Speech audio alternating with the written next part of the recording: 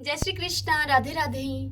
आप सभी भक्तों का आपके अपने YouTube चैनल श्री कृष्ण दीवानी में हार्दिक स्वागत है। आज आप सुन रहे हैं वैशाख मास महात्म्य का 19वां अध्याय। सर्वप्रथम भगवान का स्मरण करते हुए आप सभी मेरे साथ बोलिए।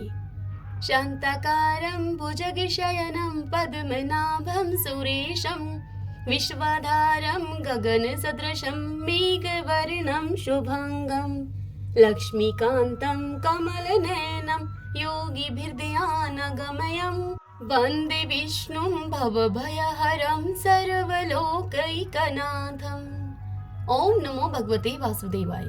सूत जी मुनियों से कहते हैं कि हे श्रेष्ठ विप्रवरों, अब मैं आपको विष्णु का ध्यान बतलाता हूँ जिसे अब तक किसी ने देखा नहीं होगा। वह नित्य निर्मल एवं मोक्ष प्रदान करने वाला ध्यान तुम मुझसे सुनो।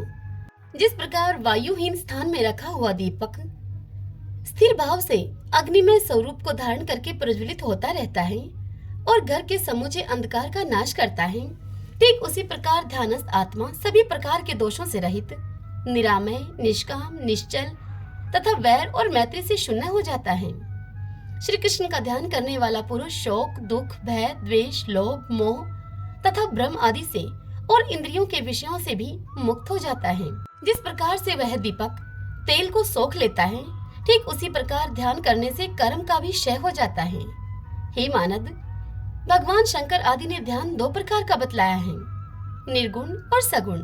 उनमें से प्रथम अर्थात निर्गुण ध्यान का तुम वर्णन सुनो। जो लोग योग शास्त्रों उक्त यम नियम आदि साधनों के द्वारा परमात्मा साक्षात्कार का प्रयत्न कर रहे हैं, वे ही सदा ध्यान प्रायण होकर केवल ज्ञान दृष्टि से परमात्मा का दर्शन करते हैं।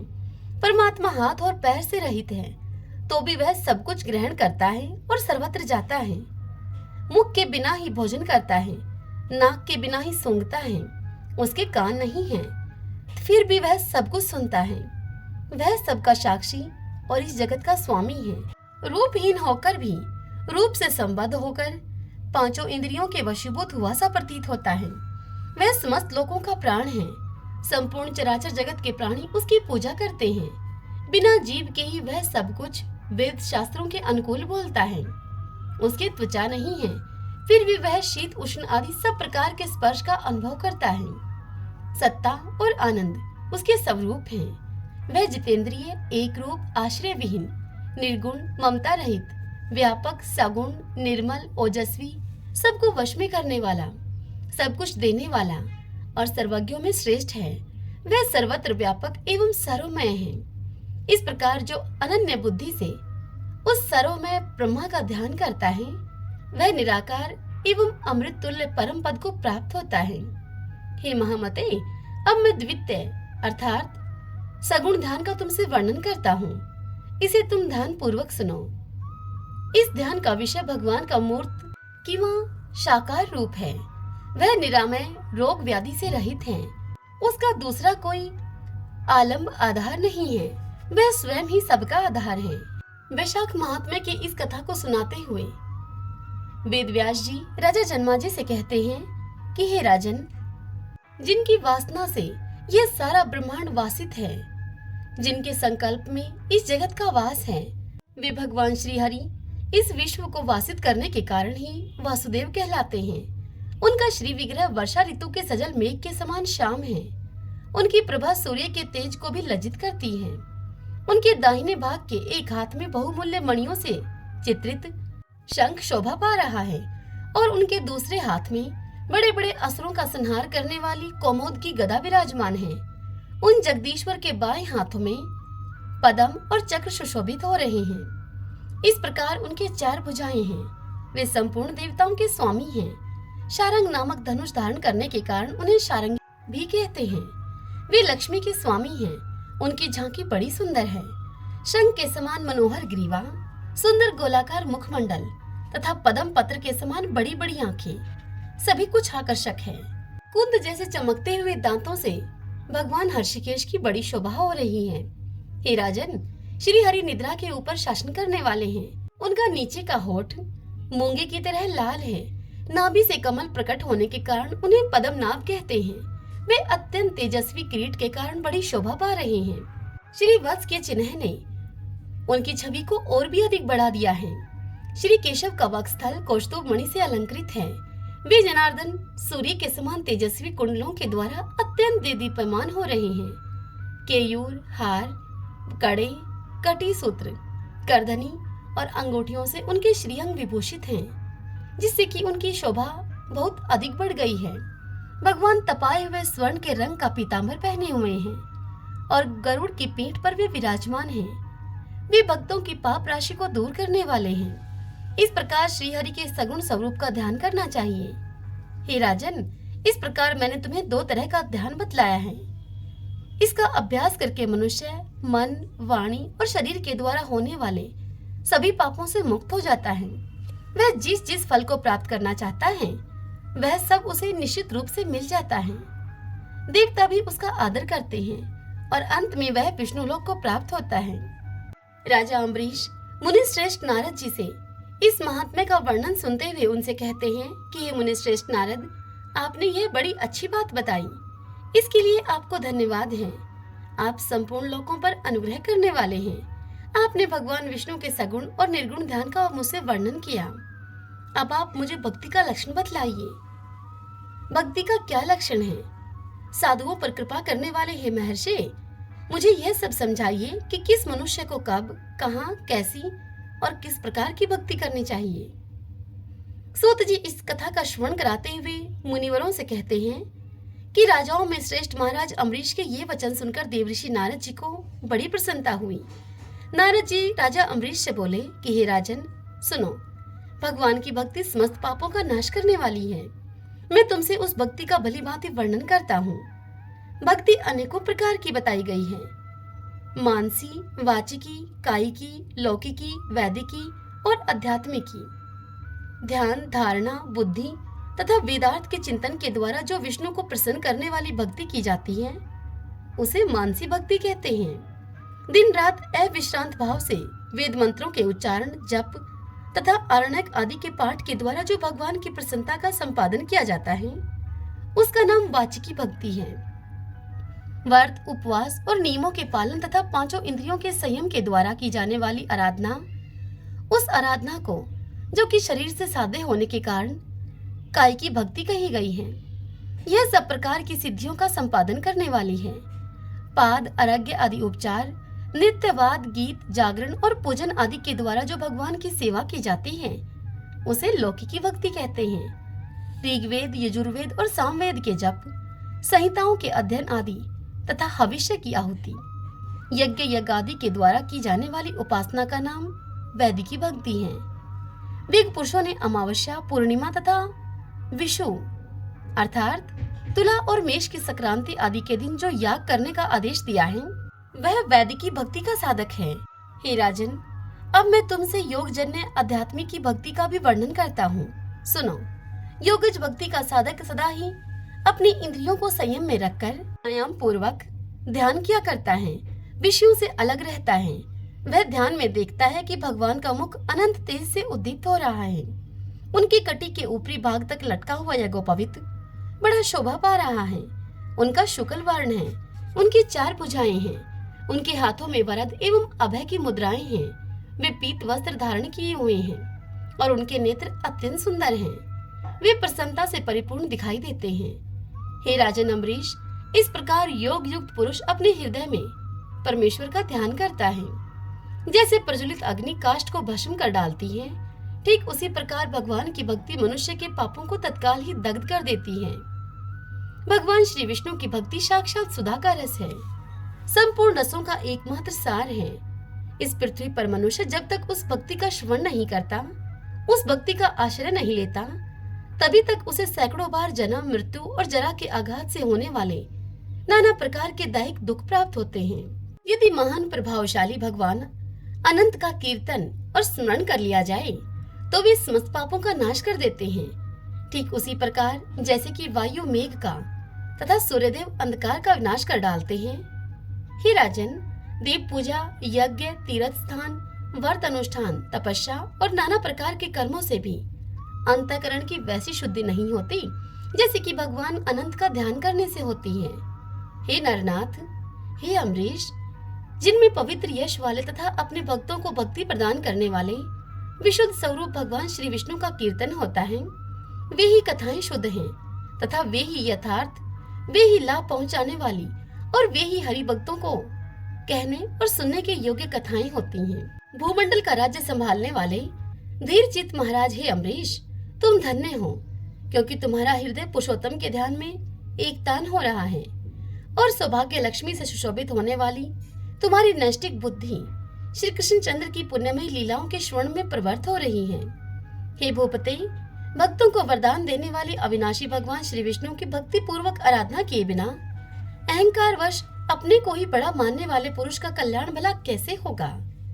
भगवान माया के जन्मदाता हैं, उन पर माया का प्रभाव नहीं पड़ता है। साधु पुरुष उन्हें भक्ति के द्वारा ही प्राप्त होते हैं। इस बात को तुम भी जानते हो। हे राजन, धर्म का कोई भी तत्व ऐसा नहीं है जो तुम्हें ज्ञात न हो। फिर भी जिनके चरण ही तीर्थ हैं, उन भगवान की चर्चा का प्रसंग उठाकर जो तुम उनकी सरस कथा को मुझसे विस्तार के साथ पूछ रहे हो, उसमें यही कारण है कि तुम वैष्णवों का गौरव बढ़ाना चाहते हो। मुझ जैसे लोगों को आदर दे रहे हो तुम। साधु संत जो एक दूसरे से मिलने पर अधिक श्रद्धा के साथ भगवान अनंत के कल्याण में गुणों का कीर्तन और श्रवण करते हैं, इससे बढ़कर परम संतोष की बात तथा समुचित पुण्य मुझे और किसी कार्य में दिखाई नहीं देता है। ब्राह्मण, गौ, सत्य, श्रद्धा, यज्ञ, तपस्या, श्रुति, स्मृति, दया, दीक्षा और संतोष, ये सब श्री हरि के स्वरूप हैं। सूर्य, चंद्रमा, वायु, पृथ्वी, जल, आकाश, दिशाएं, ब्रह्मा, विष्णु, रुद्र तथा संपूर्ण प्राणी उस परमेश्वर के ही स्वरूप हैं। इस चराचर जगत को उत्पन्न करने की शक्ति रखने वाले वे विश्वरूप भगवान स्वयं ही ब्राह्मण के शरीर में प्रवेश करके सदा उन्हें खिलाया जाने वाला अन्न भोजन करते हैं। इसलिए जिनके चरण रेणु तीर्थ के समान हैं, भगवान अनंत ही जिनके आधार हैं, जो संपूर्ण प्राणियों के आत्मा तथा पुण्यमयी लक्ष्मी के सर्वस्व हैं, उन ब्राह्मणों का आदर पूर्वक पूजन करो। जो विद्वान ब्राह्मण को विष्णु बुद्धि से देखता है, वही सच्चा वैष्णव है तथा वही अपने धर्म में भली भांति स्थित माना जाता है। तुमने भक्ति के लक्षण सुनने के लिए प्रार्थना की थी, सो सब मैंने तुम्हें सुना दिया है। अब गंगा स्नान करने के लिए मैं जा रहा हूँ।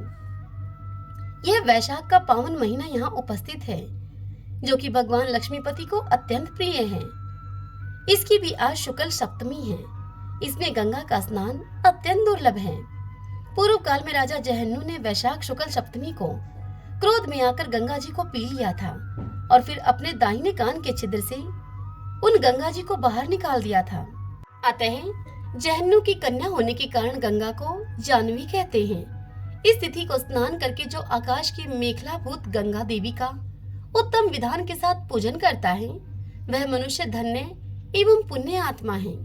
जो वैशाख शुक्ल सप्तमी को विधि पूर्वक गंगा में देवताओं और पितरों का तर्पण करता है, उसे गंगा देवी कृपा दृष्टि से देखती हैं तथा स्नान के पश्चात वह सभी पापों से मुक्त हो जाता है। वैशाख के समान कोई मास नहीं है तथा गंगा के सदृश दूसरी कोई नदी नहीं है। इन दोनों का संयोग दुर्लभ है। भगवान की भक्ति से ही ऐसा सुयोग प्राप्त होता है। गंगा जी का प्रादुर्भाव भगवान श्री विष्णु के चरणों से हुआ है। वे ब्रह्मा लोक से आकर भगवान शंकर के जटाजूट में निवास करती हैं। गंगा समस्त दुखों का नाश करने वाली हैं। वे अपने 3 स्रोतों से निरंतर प्रवाहित होकर 3 लोगों को पवित्र करती रहती हैं। उन्हें स्वर्ग पर चढ़ने के लिए सीढ़ी माना गया है। वे सदा आनंद देने वाली, नाना प्रकार के पापों को हरने वाली, संकट से तारने वाली, भगत जनों के अंतःकरण में दिव्य प्रकाश फैलाने की लीला से सुशोभित होने वाली, सगर के पुत्रों को मोक्ष प्रदान करने वाली, धर्म मार्ग से लगाने वाली तथा 3 मार्गों से प्रवाहित होने वाली है। गंगा देवी तीनों लोगों का श्रृंगार है। वे अपने दर्शन, स्पर्श, स्नान, कीर्तन, ध्यान और सेवन से हजारों पवित्र तथा अपवित्र पुरुषों को पावन बनाती रहती हैं। जो लोग दूर रहकर भी तीनों समय गंगा गंगा गंगा इस प्रकार का उच्चारण करते हैं, उनके 3 जन्मों का पाप गंगा जी नष्ट कर देती हैं। जो मनुष्य 1000 योजन दूर से भी गंगा का स्मरण करता है, वह पापी होने पर भी उत्तम गति को प्राप्त होता है। हे राजन, वैशाख शुक्ल सप्तमी को गंगा जी का दर्शन विशेष दुर्लभ है। भगवान श्री विष्णु और ब्राह्मणों की कृपा से ही उस दिन उनकी प्राप्ति होती है। माधव अर्थात वैशाख के समान महीना और विष्णु के समान कोई देवता नहीं है, क्योंकि पाप के समुद्र में डूबते हुए मनुष्य के लिए माधव ही जहाज का काम देते हैं।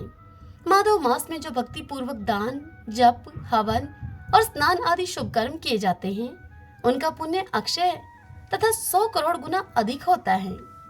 जिस प्रकार देवताओं में विश्वात्मा भगवान नारायण देव श्रेष्ठ हैं, जैसे जप करने योग्य मंत्रों में गायत्री सबसे उत्कृष्ट है, उसी प्रकार नदियों में गंगा जी का स्थान सबसे ऊंचा है।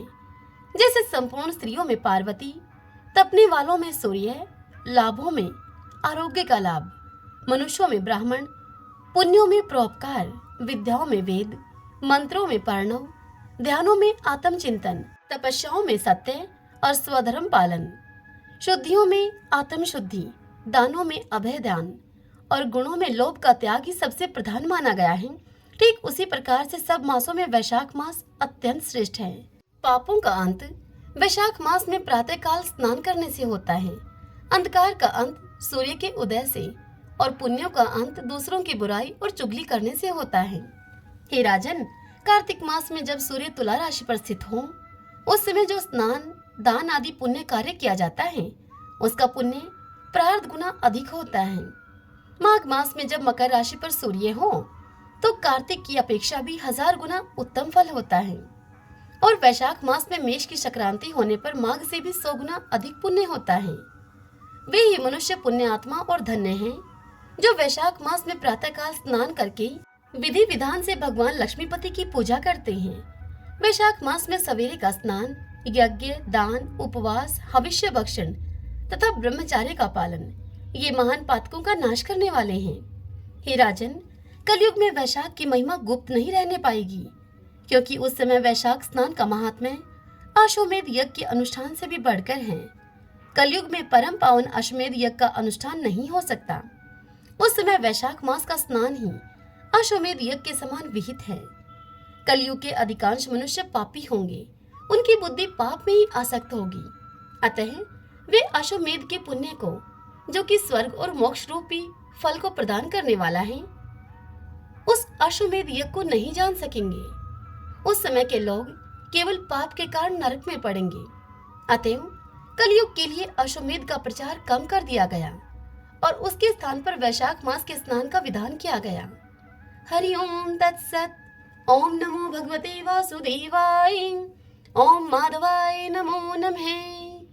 आइए भक्तजनों, अब हम आज शनिवार है, तो आज के दिवस पीपल देव की कथा का श्रवण करते हैं।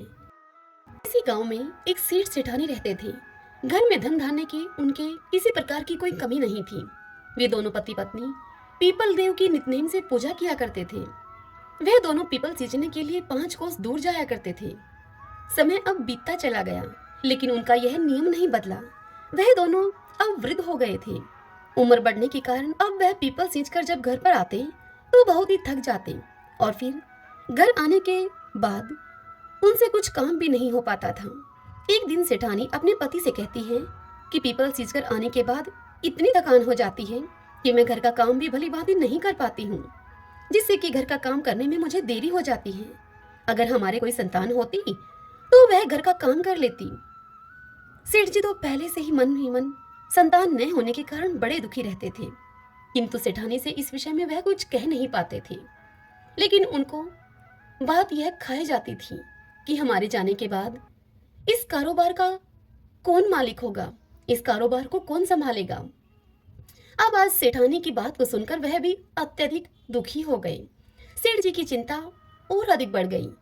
सेठ जी को इस प्रकार चिंता में डूबा हुआ देखकर एक दिन सेठानी ने दाई को अपने घर पर बुलाया और उससे कहा कि तुम सेठ जी से जाकर कह दो कि मैं मां बनने वाली हूँ, और यही बात गांव में हर जगह फैला दो। गांव के लोगों की औरतों को भी कह दो। अगर तुम ऐसा करोगी तो मैं तुम्हें बहुत अधिक धन दूंगी और 9 लखा हार भी दूंगी। दाई सेठानी की बात को सुनकर लालच में आ गई और फिर दाई ने वैसा ही किया जैसा कि सेठानी ने उसे करने के लिए कहा था। और फिर जब 6 महीने बीत गए तब सेठानी ने गोद भराई का कार्यक्रम रखा और फिर गांव में न्योता दिया गया। तत्पश्चात सेठानी ने दाई को फिर से बुलाया और उससे कहा कि मेरे 9वां महीना जब पूरा हो जाए तब तुम किसी के घर में भी बच्चा पैदा हो उस बच्चे को लाकर मेरे घर में रुला देना। तुम्हारे ऐसा करने से मैं तुम्हें बहुत अधिक धन दूंगी। दाई ने सेठानी के कहे अनुसार वैसा ही किया। जब सेठानी के 9 महीने पूरे हो गए, तब दाई ने एक नवजात शिशु को सेठानी के घर में लाकर रुला दिया और फिर दाई ने यह ढिंडोरा पिटवा दिया कि सेठानी ने एक पुत्र को जन्म दिया है। तत्पश्चात 100 महीना पूरा होने पर सेठानी ने जलवा पूजन का कार्यक्रम रखा। उस कार्यक्रम में उसने पूरे गांव को बुलाया। जब जलवा चूड़े की रस्म होने लगी, तब लोगों ने उससे पूछा कि तुम्हारा बच्चा कहाँ है सेठानी। तब सेठानी कहने लगी कि यह पूजा मैं कटार के साथ करूंगी, कुंवर साहब को नजर लग जाएगी, इसीलिए उसे अभी बाहर नहीं निकालेंगे। और इसी प्रकार 5 से 6 साल बीत गए। गांव के किसी भी व्यक्ति या किसी भी औरत ने कुंवर साहब को नहीं देखा था। फिर एक दिन सेठानी सेठ जी से कहती है कि मेरा बेटा पढ़ने के लिए काशी जी जाएगा। सेठानी की यह बात सुनकर सेठ जी उससे कहते हैं कि मैंने तो आज तक तेरे बेटे को ही नहीं देखा है, कहाँ है तेरा बेटा? जिस बेटे को मैंने आज तक नहीं देखा, उसे काशी जी में कैसे भेजूंगा पढ़ने के लिए? यह सुनकर सेठानी बोली कि जैसा मैं बोल रही हूँ आप वैसा ही करिए। पूरे गांव में आप यह बात बता दीजिए कि हमारा बेटा काशी जी पढ़ने के लिए चला गया है। सेठ ने सेठानी के कहे अनुसार सारे गांव में ऐसा ही बोल दिया। अब ऐसे ही समय बीता गया। फिर एक दिन सेठानी सेठ जी से बोली कि हमारा बेटा अब 16 वर्ष का हो गया है, उसकी शादी करनी है। आप एक सुंदर सुशील कन्या को देखकर मेरे बेटे की शादी करवा दो और घर में बहू ले आओ। सेठानी की इस बात को सुनकर सेठ जी गुस्से में उससे बोले कि तुम क्यों मेरे बुढ़ापे पर मिट्टी फेंक रही हो? जिस बेटे को आज तक मैंने नहीं देखा, उसके लिए मैं बहू कहां से लेकर आऊं? तब सेठानी सेठ से दोबारा बोली कि आप लड़की ढूंढो तो सही, मेरा बेटा आ जाएगा। सेठ जी के पास धन की तो कोई कमी थी नहीं। सेठानी के जोर देने पर सेठ जी ने मन में कुछ सोच विचार किया और फिर एक पोटली ली और उस पोटली में थोड़ा सा आटा डाला। पोटली को बांधने से पहले उन्होंने उस पोटली में सोने की कुछ मोहरें डाल दी और लड़की ढूंढने के लिए अब सेठ जी चल पड़े। चलते चलते वह एक गांव में पहुंचे जहां पर कुछ लड़कियां खेल रही थीं। सेठ जी अब थक गए थे और उन लड़कियों के खेल को देखने की इच्छा से वे उन लड़कियों के पास ही बैठ गए। जब वे सभी लड़कियां खेल खत्म करके अपने अपने घर को जाने लगी, तब सभी लड़कियां अपने द्वारा बनाए गए मिट्टी के घरों को तोड़ रही थीं, परंतु उनमें से एक लड़की ने अपना बनाया हुआ घर नहीं तोड़ा। तब बाकी लड़कियां उसे कहने लगी कि तुमने अपना घर क्यों नहीं तोड़ा? तब वह लड़की बोली कि मैं अपना बनाया हुआ घर कभी नहीं तोड़ूंगी। फिर वह सभी लड़की अपने अपने घर चली गई। सेठ जी वहां से उठे और उसी लड़की के पीछे पीछे चल दिए। सेठ जी को वह लड़की सियानी लगी जिसने अपना घर नहीं तोड़ा था। सेठ जी को वह लड़की बड़ी ही बुद्धिमान लगी। अब चलते चलते सेठ जी उसी लड़की के घर के आंगन में पहुंच गए और वहीं आंगन में ही वहां बैठ गए सेठ जी और उस लड़की से कहने लगे कि बेटी, मैं 2 दिन से भूखा हूँ, क्या तुम मुझे खाना खिला दोगी? तब लड़की ने सेठ जी से कहा कि ठीक है। फिर लड़की घर के अंदर जाकर अपनी माँ से बोली। तब उसकी माँ उससे बोली कि बेटी, मैंने तो खाना खा लिया है, अब तो घर में खाने के लिए कुछ भी नहीं है, आटा भी नहीं है। लड़की ने यही सब जाकर बाहर उस बुजुर्ग व्यक्ति अर्थात उस सेठ जी से कह दिया। तब सेठ जी उस लड़की से बोले कि बेटी, आटा मेरे पास है, तुम यह आटा ले जाओ और मुझे खाना बना दो। सेठ जी ने वह पोटली उस लड़की को थमा दी। लड़की ने वह पोटली लाकर अपनी माँ को दे दी। माँ ने जब पोटली को खोलकर देखा तो उसमें सोने की 4 मोहरें भी हैं। तो उसने वह सभी मोहरें लड़की के हाथ में देकर उससे कहा कि बेटा, यह सोने की मोहरें उन्हें वापस देकर आओ। जब लड़की बुजुर्ग व्यक्ति के पास सोने की मोहरें देने के लिए जाती है तो वह कहते हैं कि बेटी, यह मोहरें तुम ही रख लो, हमारे घर में पैसे की कोई कमी नहीं है। फिर उन मोहरों को लड़की अपने पास रख लेती है। इतनी देर में ही उस लड़की के पिता भी वहां पर आ जाते हैं। तत्पश्चात सेठ जी और लड़की के पिता में आपस में बातचीत होने लगती है। अब कुछ समय के बाद भोजन की थाल भी लगा दी जाती है और सेठ जी भोजन करने के लिए वहां बैठ जाते हैं और खाना खाते हैं। सभी बैठे हुए लड़की के पिता सोचते हैं कि यह बुजुर्ग व्यक्ति बड़ा ही धनवान है। अब जैसे ही सेठ जी खाना खाकर उठते हैं, तब उस लड़की के पिताजी उनसे पूछते हैं कि आप आगे कहाँ जा रहे हैं? तब सेठ जी उनसे बोलते हैं कि मैं अपने लड़के की शादी के लिए लड़की देखने के लिए जा रहा हूँ। मेरा लड़का काशी जी पढ़ने के लिए गया हुआ है, वह 12 वर्ष के बाद लौट कर आएगा। यह सुनकर लड़की के पिता ने अपने मन में विचार किया कि यह व्यक्ति बड़ा ही धनवान है और लड़के की शादी कराने के लिए लड़की भी ढूंढ रहा है। क्यों ना मेरी लड़की का विवाह इसके लड़के से हो जाए। मेरी लड़की इनके घर में जाएगी तो बड़ा सुख पाएगी, राज रचेगी। यदि यह विवाह हो जाए तो कितना अच्छा हो।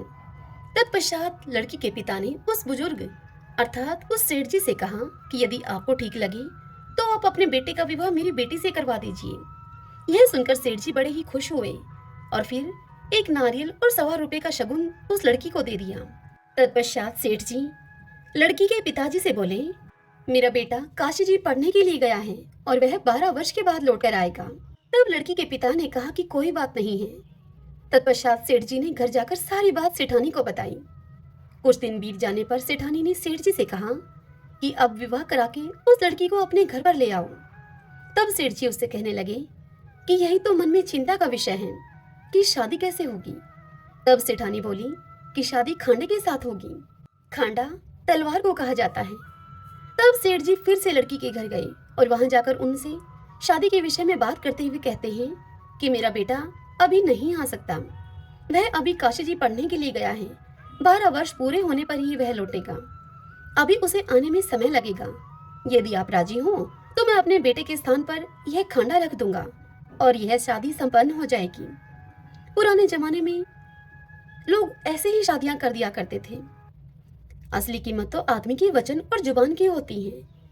सेठ जी की बात को सुनकर लड़की के पिता ने खूब सोच विचार करके लड़की की शादी खांडे के साथ करवा दी। तत्पश्चात सेठ जी बहू को लेकर अपने घर को लौटे। सेठानी बहू को देखकर बड़ी खुश हुई, फूली न समाई।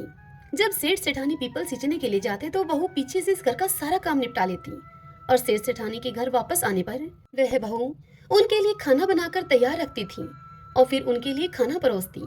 तत्पश्चात वह बहू अपनी सास के पैरों की खूब मालिश करती और उनकी खूब सेवा करती और प्रेम के साथ उनके साथ उस घर में रहती। यह सब करते करते अब ऐसे ही 1 वर्ष बीत गया। फिर एक दिन जब सेठ सेठानी पीपल सींचने के लिए गए हुए थे तब उनके घर की आग बुझ गई। बहू जब आग लेने के लिए पड़ोस के घर में गई तब बहू ने पड़ोसन से जाकर कहा कि मुझे थोड़ी सी आग दे दो, मेरे सास ससुर आने वाले होंगे, मुझे उनके लिए जल्दी से खाना भी बनाना है। तब पड़ोसन ने उस बहू से पूछा कि तुम किसकी बहू हो।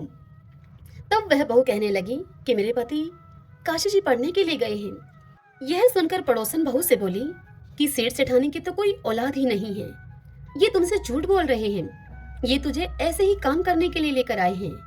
और इस प्रकार की बातें कहकर पड़ोसन ने उस बहू के कान भर दिए। फिर बहू ने घर आकर बिना मन के ही खाना बनाया, सारे जेवर उतार दिए और बिना श्रृंगार किए हुए पुरानी साड़ी पहन ली।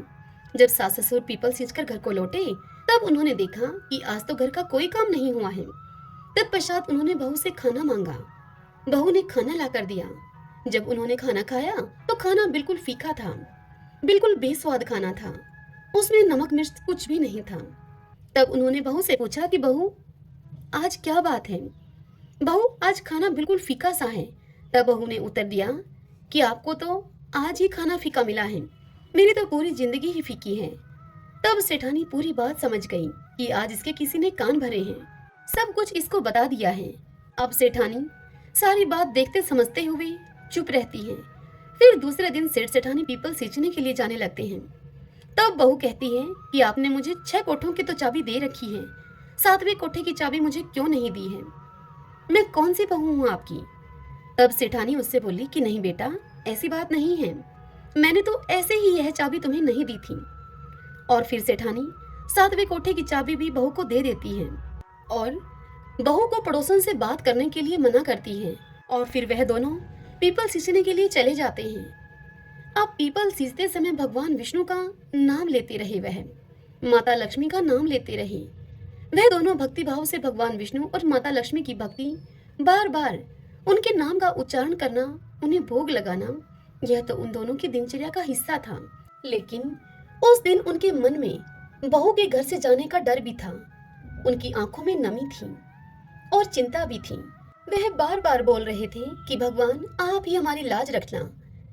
भगवान सदैव अपने भक्तों पर दयालु रहते हैं। वह भक्तों के दुखों में दुखी होकर स्वयं उसका निवारण करने के लिए आ जाते हैं। उधर सास ससुर के घर से जाते ही बहू जल्दी जल्दी काम निपटाकर पहले कोठे को खोलकर देखती है तो उस कोठे में, उस कमरे में खूब सुंदर सुंदर कपड़े थे। बहू उन कपड़ों को पहन पहन कर देखती है और खूब खुश होती है। इसी तरह बहू ने दूसरे कोठे को खोला। उसमें बहुत सुंदर सुंदर गहने भरे थे। अब बहू ने रोज रोज नए नए कपड़े गहने पहनना शुरू कर दिया। सास ससुर के आने से पहले वह उन कपड़ों और गहनों को उतार कर वापस रख देती थी। इसी तरह तीसरे कोठे में स्वादिष्ट व्यंजन थे। वह अपनी पसंद की मिठाइयाँ खाती और पूरा दिन खुश रहती थी। बहू ने जब चौथे कोठे को खोलकर देखा तो उसमें भांति भांति के अनाज रखे थे। पांचवें और छठे कोठे को खोलकर देखा तो उसने देखा कि उस कमरे में हीरे और जवाहरात थे। अब उस सेठानी की बहू इन्हीं सब चीजों में व्यस्त रहकर खूब खुश रहने लगी। लेकिन कुछ दिन के बाद वह इन सब चीजों से ऊब गई। फिर एक दिन उसने सातवें कोठे को खोलकर देखा तो उसमें उसने देखा कि वहां उस कमरे में एक पीपल का पेड़ था और एक मंदिर था। बहू उसी कमरे में बैठ गई। अब थोड़ी ही देर के बाद उस पीपल के पेड़ में से एक सुंदर सा लड़का निकलकर बाहर आया। तब बहू उस लड़के से बोली कि आप कौन हैं? तब वह लड़का बोला कि मैं तुम्हारा पति हूँ। तब बहू ने उससे फिर पूछा कि आप तो काशी जी पढ़ने के लिए गए थे, आप इस कमरे में कैसे आ गए? तब वह लड़का बोला कि मैं तो अभी अभी आया हूँ, परंतु तुम माँ को कुछ मत कहना। उस बहू ने आज तक अपने पति को तो देखा ही नहीं था और वह इसीलिए उस लड़के के कहने पर बहू ने उसे अपना पति मानकर उसके साथ हंसी ठिठोली करने लगी, उसके साथ बातचीत करने लगी। अब तो बहू हर रोज सास ससुर के पीपल सींचने के लिए जाते ही उसी सातवें कमरे में आकर बैठ जाती और अपने पति के साथ खूब समय बिताती। थोड़े ही समय के बाद अब वह बहू गर्भवती हो गई। तब सेठ सेठानी को भला बुरा कहने लगे और बोलने लगे कि अब मैं गांव के लोगों को क्या मुंह दिखाऊंगा, मेरा तो बुढ़ापा ही तूने खराब कर दिया। तब सेठानी बड़े प्यार से अपनी बहू से पूछती है कि बहू यह किसका बच्चा है? तब वह बहू सेठानी से बोली कि माँ यह आपके बेटे का है, वह काशी जी से अपनी पढ़ाई पूरी करके वापस लौट आए हैं। तब यह सुनकर सास ने कहा कि बहू तूने तो मुझे आज तक इस बारे में कुछ बताया ही नहीं। तब वह बहू बोली कि माँ जी आपके बेटे ने ही मुझे इस बारे में आपसे कुछ भी कहने के लिए मना किया था और मुझसे कहा था कि तुम माँ को कुछ मत बताना। तब सेठानी ने अपनी बहू से कहा कि कल जब तुम उससे मिलोगी तब उससे तुम कहना कि आपको मुझे सातवीं की चूड़ी पहनाने के लिए बाहर आना पड़ेगा। फिर बहू ने अगले दिन उस लड़की को यह सारी बात बता दी। तब लड़के ने कहा कि मैं जरूर आऊंगा। अब सास और बहू दोनों निश्चिंत हो गईं। सातवीं की चूड़ी पहनाने का कार्यक्रम रखा गया और पूरे गांव को बुलावा भेजा गया। उस कार्यक्रम में जब सारा गांव वहां पर उपस्थित था, बहू को वहां पर बिठाया गया। फिर क्या था, थोड़ी ही देर में वहां पर चर्चा होने लगी कि कहाँ है इनका बेटा, आज तक हमने तो कभी देखा नहीं है। तभी वहां पर 17-18 साल का एक नौजवान लड़का आया और बहू के पास आकर वह बैठ गया। गांव के सभी लोग उसे देखकर चौंक गए और उसे टकटकी लगाकर देखते ही रह गए और फिर कहने लगे कि यह लड़का तो कितना सुंदर है, यही कारण है कि सेठानी इसे छिपाकर रखती थी। तत्पश्चात कार्यक्रम जब पूरा हुआ वह लड़का वापस जाने लगा। तब बहू ने उससे कहा कि आप कहाँ जा रहे हैं? तब वह लड़का बोला कि मुझे जाना पड़ेगा। जैसे ही वह लड़का सातवें कमरे में गया, बहू उसके पीछे पीछे गई। वह लड़का पीपल के पास पहुंचकर जैसे ही सांप की केचुली पहनने लगा, तब उस बहू ने तुरंत ही उस केचुली में आग लगा दी। आग लगने से लड़के के शरीर में अब जलन होने लगी। बहू ने लड़के के शरीर पर दूध डालकर उसके जलन को शांत किया। फिर वह लड़का, बहू और सेठ सेठानी मिलकर एक साथ एक ही घर में रहने लगे। इस तरह उस लड़की के तेज भाग्य से सेठ सेठानी को अपना बेटा मिल गया। हे मेरे पीपल देवता, जैसी कृपा आपने उस लड़की और सेठ सेठानी पर की, वैसी ही कृपा आपकी यह कथा जो भी कहे, सुने, सुनाए और ओंकारा भरे उन सब पर करना। तो आइए भगवान के इन नामों को 5 बार बोलते हुए संकीर्तन करते हैं। श्री कृष्ण गोविंद हरि मुरारी, हे नाथ नारायण वासुदेव। श्री कृष्ण गोविंद हरि मुरारी, हे नाथ नारायण वासुदेव। श्री कृष्ण गोविंद हरि मुरारी, हे नाथ नारायण वासुदेव। श्री कृष्ण गोविंद हरि मुरारी, हे नाते नारायण वासुदेव, श्री कृष्ण गोविंद हरे मुरारी, हे नाते नारायण वासुदेव। सभी बोलिए विष्णु भगवान की जय। श्री राधा कृष्णाभ्याम नमो नमः।